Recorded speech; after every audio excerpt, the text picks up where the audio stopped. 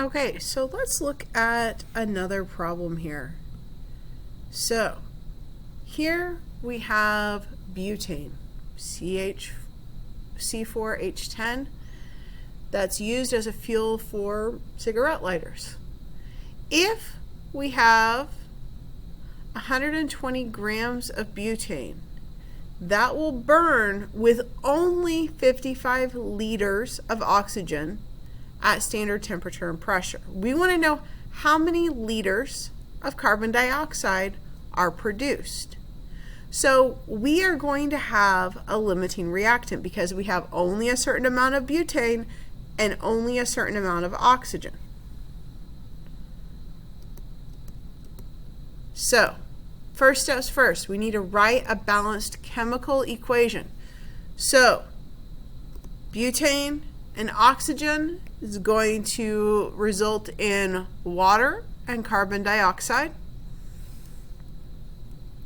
So when we balance that, we are going to get 20 hydrogens on the left, 20 hydrogens on the right, 8 carbons on the left, 8 carbons on the right, and 26 oxygens on the left. Same goes on the right. So that balances our equation.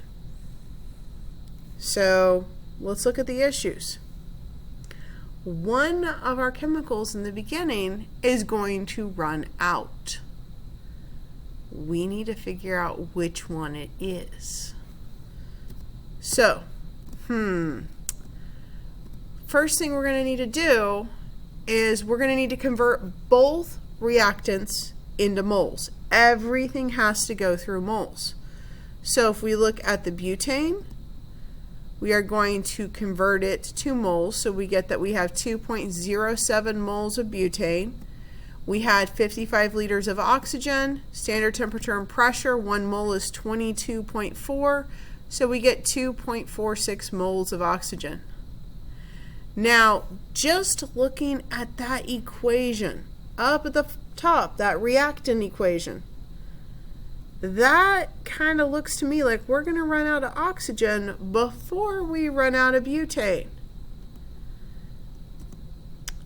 So it's not always going to be the one that we have less of. It's going to be the one we need more of typically.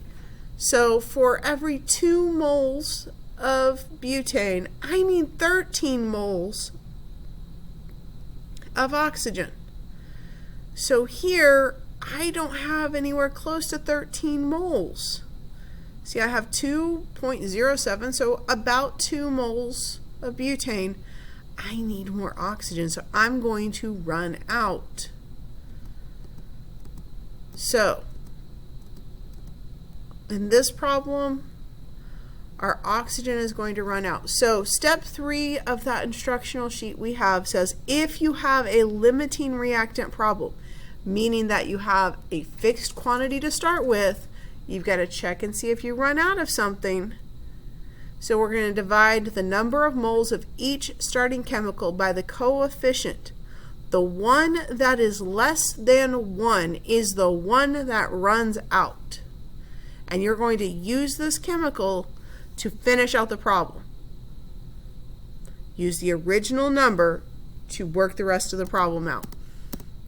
So in this case, we had 2.07 moles of butane. We had 2.46 moles of oxygen. So if I look at that butane,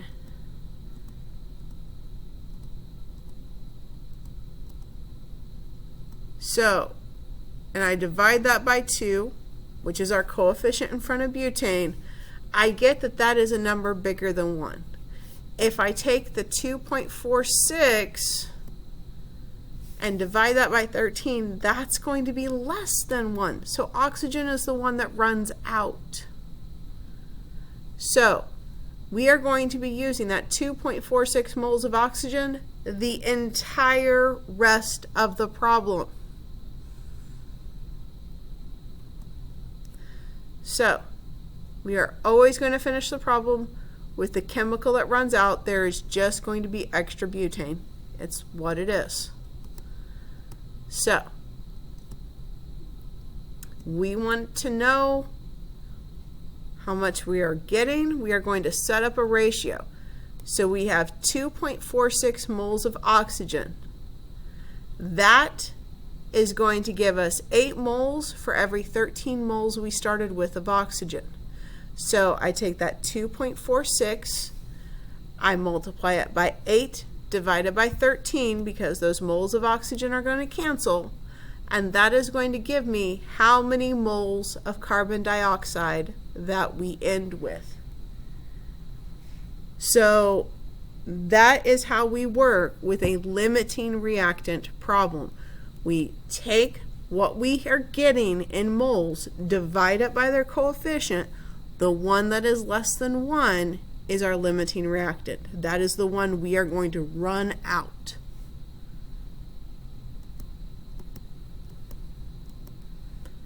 So then we are going to convert out of that mole, because it asks us how many liters. Standard temperature and pressure, 22.4 liters for every mole. And that is going to give us our final answer. We are going to arrive at 33.85 liters of carbon dioxide. So a couple of things. There are some problems who are going to require you to convert something called molarity. Now, what that is a measure of the concentration of a substance in solution. Since it's not solid, we can't measure it in grams. So if you think about our last lab, everything was dissolved in water for ease of use. A lot of things are like that in chemistry.